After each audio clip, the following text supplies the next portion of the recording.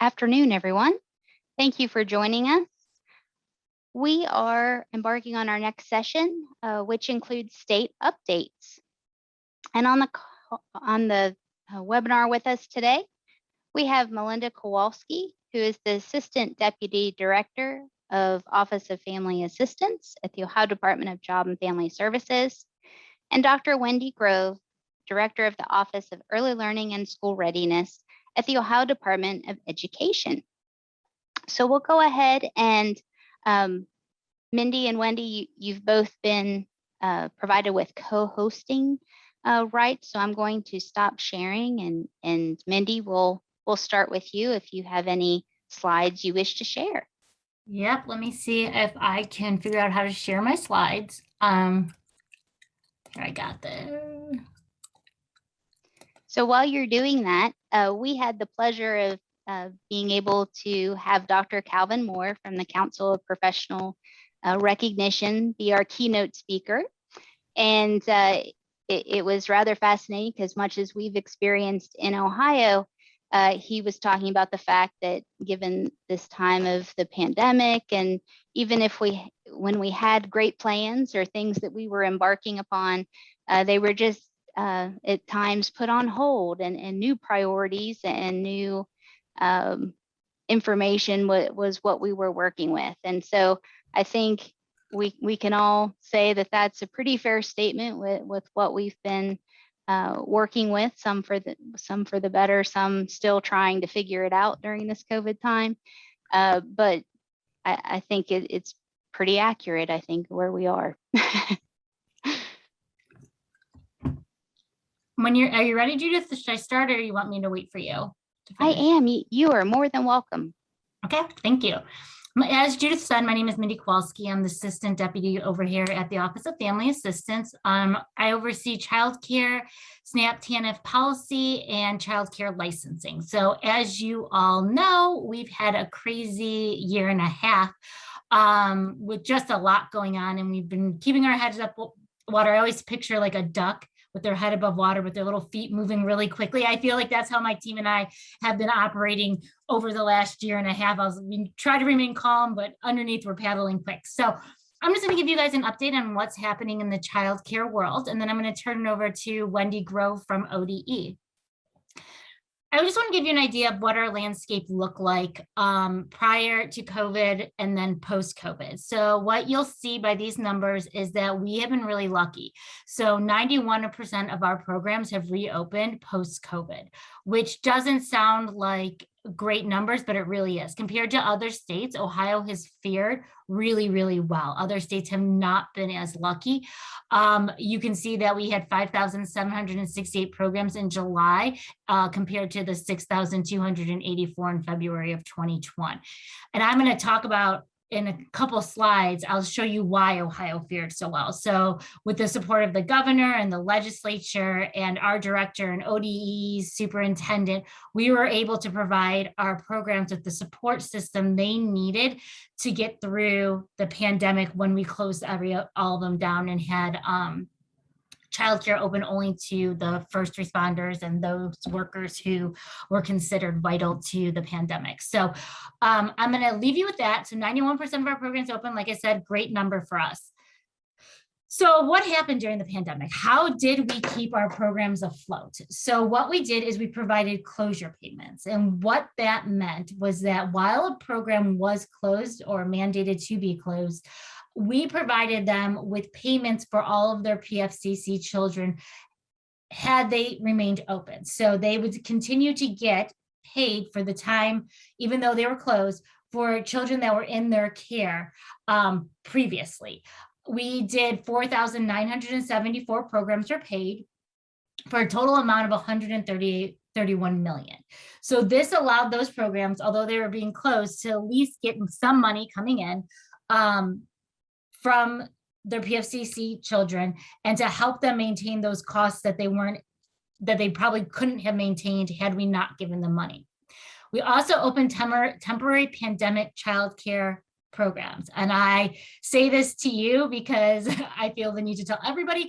I probably gained about 10 years in this week's time that we stood up these 1900 programs. I mean, I don't think I've seen my staff ever have to be under so much pressure, and was able to accomplish it.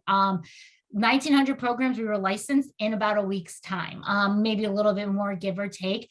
But we spent about $36 million on the essential childcare for our lower income workers. So it was a huge feat. We were able to do it, and that helped too. So programs that were able to show that they could keep children safely and healthy during the pandemic, were allowed to open up to house those essential employees. So, and then we paid for the children of the low income workers. So we allowed these programs to stay open, but like I said, they had to meet certain criteria to remain open, meaning they had to have PPE, they had to have walls up, dividers, their classroom sizes were smaller, all of those things to make sure that our children were safe. But we were able to open up 1900 of those programs.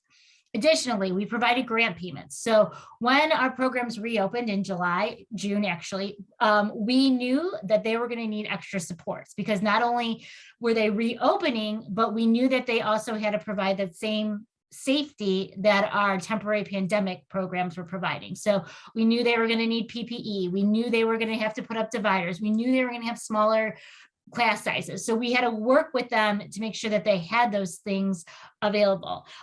So we provided grants, and these grants were to help them get back on their feet and pay for all of these extra things that they had never thought that they would have to pay for. And we did about $81 million in grant payments from June to September.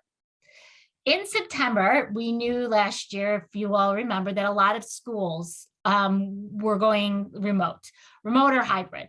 So understanding this, but understanding also that our population and the parents still needed to go to work, we needed to come up with a way to get these kids into a setting where they were safe, but also where they could do their schoolwork. So we opened temporary school age licensed programs with the help of ODE. We worked with them to do this, and so that we could open them up so that parents had a place to put their school age children while they were at work, but yet the child was still going to school. So it was kind of this weird mix that we never had before. So we had to do this. We did 36 applications with 15 approvals on that one. And combined, we were able to help families out.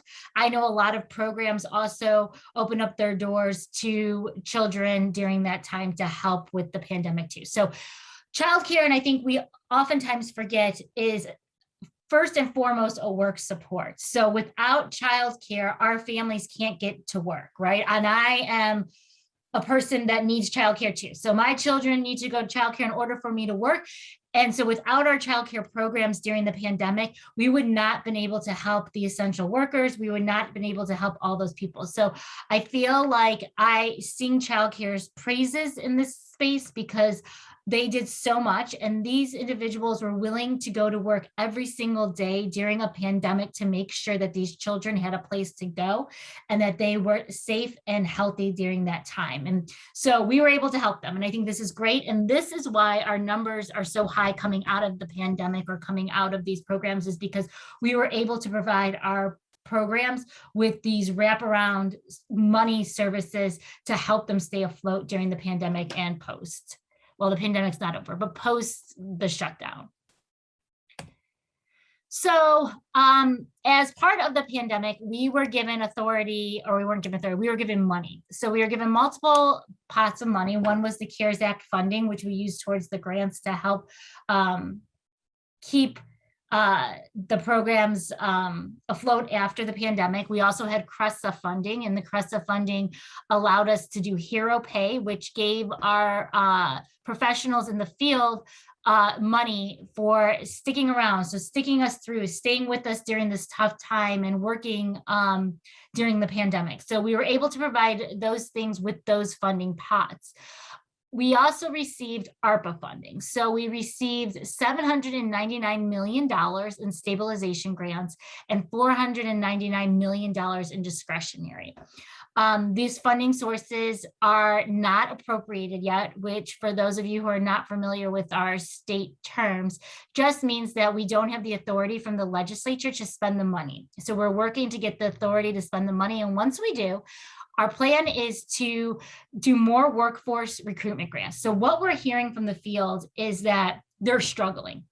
So although we have 91% of our programs open, they are struggling because they cannot keep staff and they cannot open all of their rooms. So they are not making the money that they were hoping to make or had planned to make. So they've had to cut back in a lot of ways. So we know we need to give them that support system. So we are hoping to give them workforce grants. And then we also would be giving them workforce grants. So there's two different grants. There was a grant to the providers to help them stay afloat. And then we'd also be doing workforce recruitment grants. What these grants would do is they would go and help them recruit people to come into the field or to help people who are already employees, professionals that are already there to stay. So we need to keep the ones that we have, and we need to get more. And I'm sure some of you have seen or heard on the news, but when you pay $12 to $13 an hour and you're competing with somebody like Amazon, who's giving $1,000 bonus just to walk in the door on one day, it's really hard to compete, right? And even McDonald's, I was driving by McDonald's the other day, and I think they're giving like a $500 bonus. So we need to do something to get these people into our field, and knowing that, you know, we're paying only $12 to $13 an hour, we need to give them extra support there. So we would give them workforce recruitment grants. We'd also give them access development grants. So what we also know in the childcare field, that a lot of times our infants and toddler rooms are not as big. So because it requires more out of the programs to house these children, a lot of programs will just choose not to have an infant room because the cost of it outweighs having it. So the access development grant would help try to cultivate some more infant toddler rooms as well as school age. So what we also know is there's not enough school age classrooms either. So when kids are leaving school, we need to make sure we have more or enough space for them to go someplace after school. So this access development grant would allow us to give programs money so they can expand their programming to allow for more age groups or more classrooms for these populations or these ages in which we know there's not enough space. The mental health and family support. So this one that we have a lot of great ideas around. So we are looking to create a support system for our families around their mental health by creating resources within their program to help them. So we are looking into creating telehealth within the classrooms so that families can just bring their children in and have their Help Me Grow visit while they're dropping off their child to go to school. So eliminating the need to be at home and eliminating the need, if they don't have a safe environment even at home, to do these things. So we're giving them those resources, and we're hoping to build out that service so that it would include eventually doctors and therapists and whatever else that child might need, but that there would be one place that they could go. And we know that families have to go there to drop their child off to go to work. So why not give them that extra resource so that they could do appointments, telehealth appointments that way also. With the discretionary money, we are looking to do Hero Pay again. So offering them that fourth quarter of Hero Pay, because as I said before, with the CRESA funding, we only paid for 3/4 of Hero Pay. So we ran out of money. So now we need more money to pay for that fourth quarter because we know that our professionals deserve it and need it. Critical occupation. So we have a critical occupation list of jobs. And what we want to do is provide scholarships for those people who are in critical occupations that make under the income level, provide them with jobs or provide them with scholarships to pay for childcare. So to help them out, because they might not reach the threshold for PFCC, but we would allow them to come in at 142 to 300% of the FPL to pay for their child to go to childcare. those are kind of the pots that we're looking at. Like I said, we do not have authority to spend the money yet. So we're working on getting that authority. And once we get it, we will spend it accordingly, as I had just mentioned. The state budget. Mindy, Yes. I'm so sorry. There was a question Okay. as far as any sort of projected timeline for those. So funds to be there utilized. is not. Like I said, we have to get appropriation. We are looking to, the legislature will either have to do it via a bill. We're working to try to get it into controlling board, which is another mechanism in which we can get appropriation, but we can only get a portion of it. We can't get the whole entire thing because it's too large to go through controlling board. So we'd only get a portion of it, but there is no timeline. I will say that once we get appropriations, we are set to move really quickly on it. It's just getting that appropriation. Any other questions before I move on? Lisa F. Raised her hand, but I'm not sure if that's something she wants to put in the chat or a question. Lisa.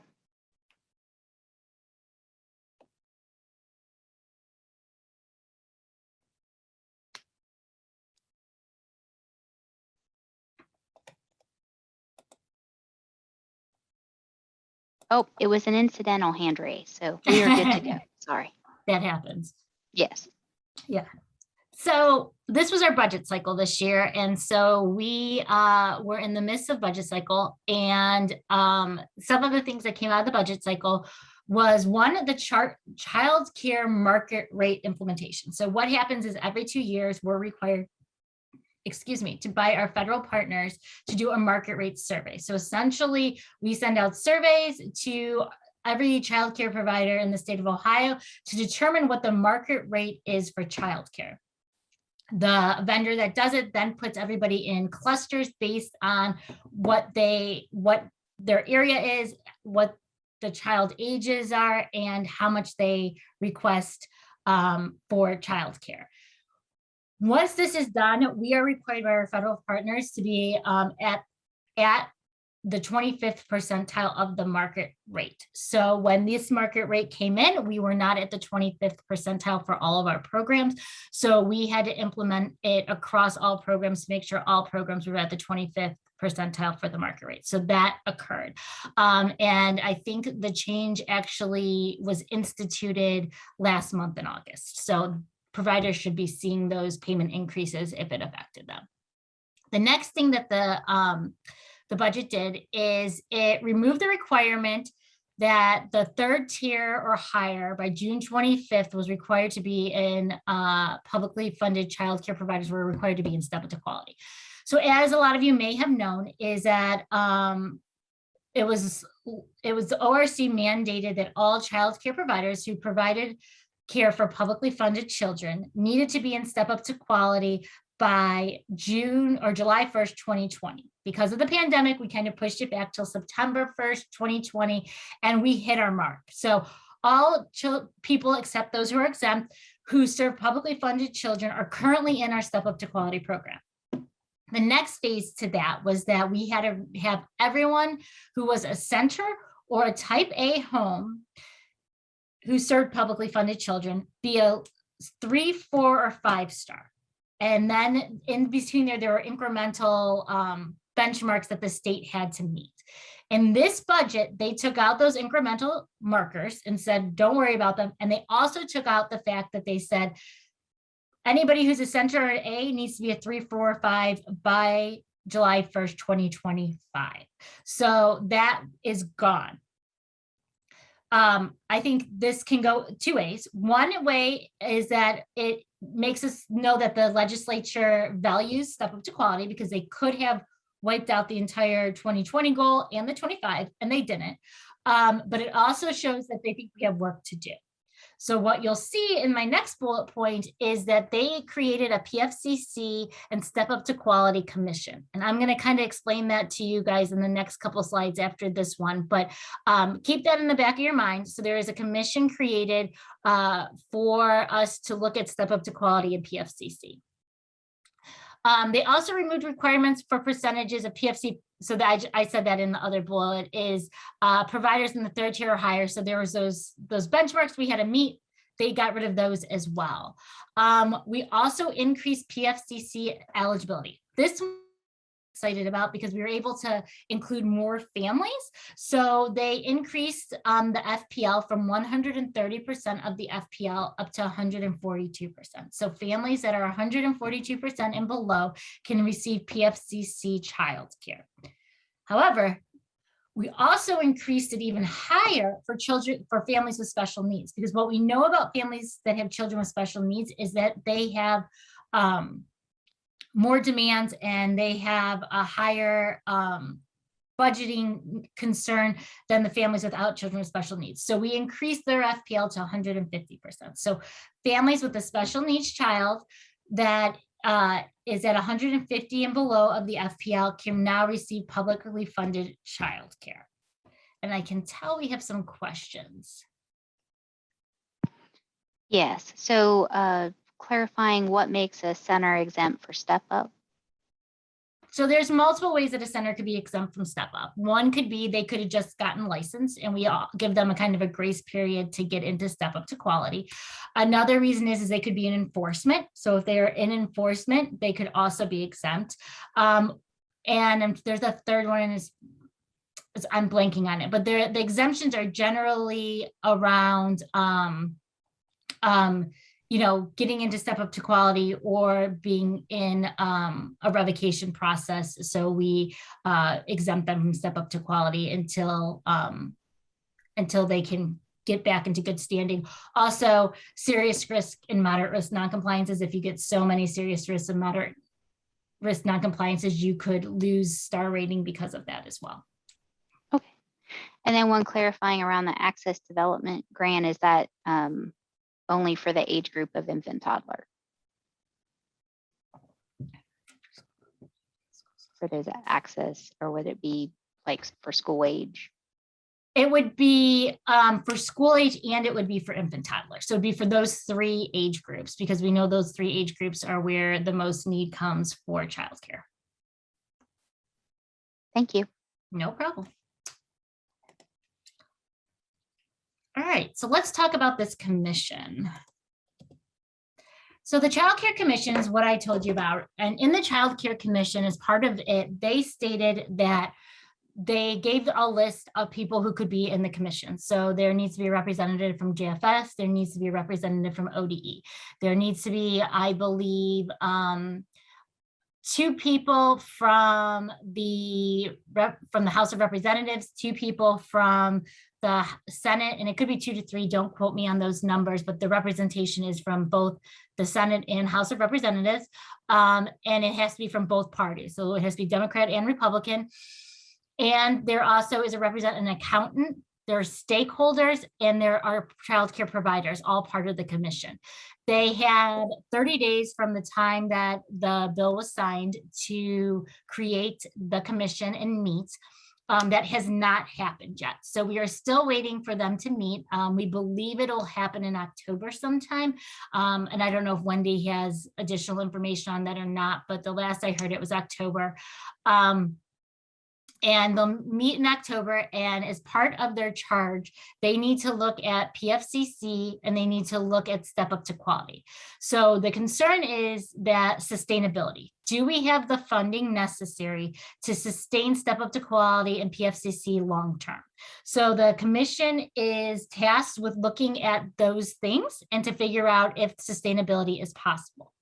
They are by the budget, they are required to have their first report by December of 2021, and then their final report by December of 2022. So if you look at that, it's October. If we meet in October, that really only gives us about a month and a half to look and get our first report out. And I say us, I am not on the committee, or I've not been told I'm on the committee yet, but for them to get the report out. So we will be watching that very closely. I'm going to go over some of the things that they're going to review during the commission. The one thing they're going to look at is the number of children and families receiving publicly funded care. So if you look at this chart on the right with the blue heading, you can see that the numbers of children that receiving care, the total number of programs that received care has kind of stuck around the 4,000, 5,000 mark. The total number of children receiving care we've dropped. So previously we were serving about 115, 120 was what we were seeing pretty consistently. And now we're seeing numbers between 80 and 90,000. So we have seen a drop in care, but that also, not care, children being served, but that also goes to what I said previously. We know that 91% of our programs have been open, but so we're missing, 9% of those programs. We also know that these programs, although they're opening, they're not opening to full capacity because they don't have the staffing to support them. So these numbers actually fall in line with what we would expect to see, but you'll see that it does decrease. Step up to quality participation by program. So as of right now, we have 99% of our programs in Step Up to Quality who have a provider agreement. So we are at where we're supposed to be, because if you remember what I just said previously, if you're exempt, you're not going to have to be in Step Up to Quality. So that 1% is those exemptions. So overall, we are meeting our target. And so we will show this to our legislatures and let them know that this is what our playing field looks like as today. Notice that most of our programs are a 1-star. We have 2,419 programs as a 1-star. So that is where the majority of our programs are congregating at this time. But we have seen an increase in 5-star rated programs as well. Other things that our legislature is going to look at is the number of ODJFS licensed providers. So I just gave you the number for Step Up to Quality, and those are based on those who are serving publicly funded kids. JFS also licensed private pay programs. So those numbers will be included in the count as well. Generally speaking, with ODE, JFS, I'm trying to think of who else we have in there. There's a bunch of other programs types in there, but they generally we have about 8,000 programs with all of those combined. That's around the number we have for total programs licensed by us and ODE. They're also going to look at our funding sources. So from a JFS perspective, there are 3 pots of money that we use for childcare. The first is state GRF. The second is TANF. And the third is the Child Care Development Grant, which we get from our federal partners. So they're going to take a look at these 3 revenue sources to determine if they can maintain long-term. What I will tell you is that the TANF money probably will not maintain long-term, is that we have not seen an increase in TANF in a really long time. So we imagine that will maintain where it's at. And the Child Care Development Act, we have seen money roll in from that one. And then they're going to look at the long-term sustainability of those funding sources, what I said before. So they're going to look to see if these funding sources can sustain the future. So if everybody was to get a 5-star, would the state be able to pay for it? And as we know, and I told you before, and if you're starting to put my puzzle pieces together, you'll see that if we raise the market rate survey every 2 years, and we know that we're raising the base rate to the 25th percentile for all programs, and then those programs, once they're in 1-star, 2-star, 3-star, 4-star, and 5-star, they get enhanced payments or boosts that for each star rating. And a 5-star, you get a bigger boost than you get at a 1-star. So it's a gradual increase for programs that are moving from star to star. So they're going to look at that whole system to determine if this is something that we can do long-term. So they're also going to look at the eligibility levels for publicly funded childcare, including the levels at which families may lose their eligibility. So I just told you before, we have just increased it to 141% of the FPL families, previously at 130%, and then we've increased it to 150% for special needs families. As you can see from this chart, it is all over the board. In 2003, we were at 150%, and then in 2011, we dropped to 125%. So it is, I feel like it's almost like a hill, like we were up here and then we went down and now we're headed back up kind of thing, but they will take a look at this. But if you do see one thing, you will see our outtake. So when you come in childcare for PFCC, you have to come in at 142 or below. But once you're in, you can make up to 300% of the FPL. So what you're seeing, the outtake number, is when a family no longer can receive PFCC. So you'll see that that has steadily increased to 300% of the FPL. Because what we know is there's a benefit cliff, right? So when families hit a certain FPL level, they start to lose benefits. And when they start to lose benefits, they hit a cliff. So this raising the FPL for childcare is to help mitigate that cliff a little bit. And I see I have a question. It is just referencing back to slide 7 to see that breakdown one more time. Yep, absolutely. Okay, that is the end of my slides, and I can go back to slide 7 for you so you can see the breakdown. But does anyone else have any questions for me before I turn it over to Wendy?